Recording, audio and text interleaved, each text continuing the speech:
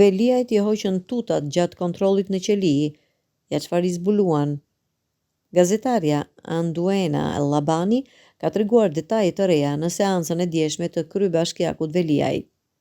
Gjatë ditës së djeshme, kryetari i Bashkisë së Tiranës Erion Veliaj u soll nga paraburgimi i Durrësit në SPAK, ku pyet për 2 orë nga agjentët e BKH-s dhe prokurori Olsi Dado.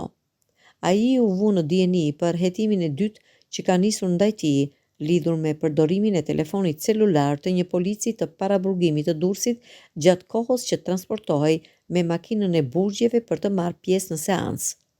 Gazetarja Anduena Labani në një dalje për mediat thot se ky veprim i rëndon më tej pozitën ligjore të Veliajt në hetimet e SPAK-ut.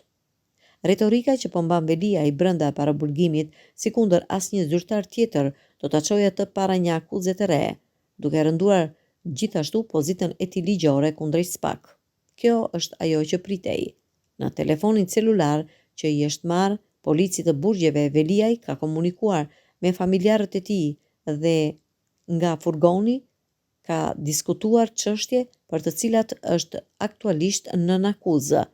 Ndërkohë, gjithë ekipi që ka qenë në punë atë ditë është marrë si të pandehur dhe është hetuar nga SPAK, përveç policit i cili ka pranuar të bashkëpunojë me prokurorin dhe të tregojë të vërtetën se si ka ndodhur ngjarja.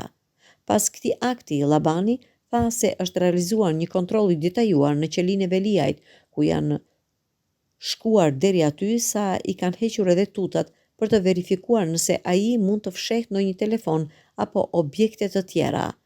Menjëherë pas marrjes në pyetje nga Olsi Dado në qelinë e paraburgimit ku ndodhej Veliaj, është bërë një kontroll i hollësishëm. Madje thuhet se i janë hequr edhe tutat për të parë nëse ai fsheh ndonjë telefon ose objekte të tjera në qeli.